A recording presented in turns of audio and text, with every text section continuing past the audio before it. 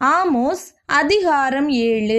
கர்த்தராகிய ஆண்டவர் எனக்கு காண்பித்ததாவது, இதோ ராஜாவினுடைய புல் அறுப்புக்கு பின்பு 2ஆம் கந்தாயத்து புல் முளைக்கத் தொடங்குகையில் அவர் வெட்டுக்கிளிகளை உண்டாக்கினார். அவைகள் தேசத்தின் புல்லை தின்று தீர்ந்தபோது நான், கர்த்தராகிய ஆண்டவரே, மன்னித்தருளும், யாக்கோபு திரும்ப யாராலே எழுந்திருப்பான், அவன் சிறுத்து போனான் என்றேன்.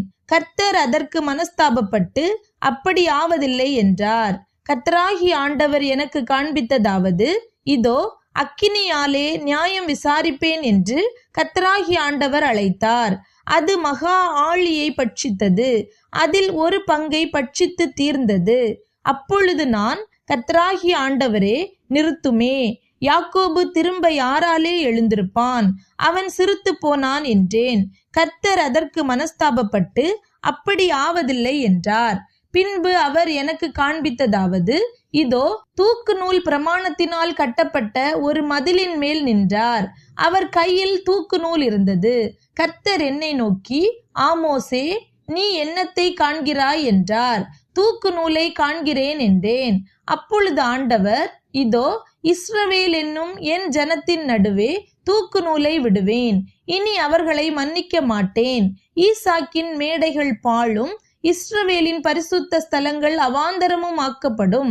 நான் யெரொபெயாம் வீட்டாருக்கு விரோதமாய் பட்டயத்தோடே எழும்பி வருவேன் என்றார்.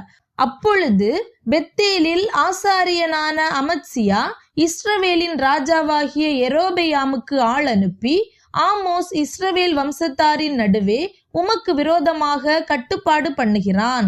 தேசம் அவன் வார்த்தைகளை எல்லாம் சகிக்க மாட்டாது.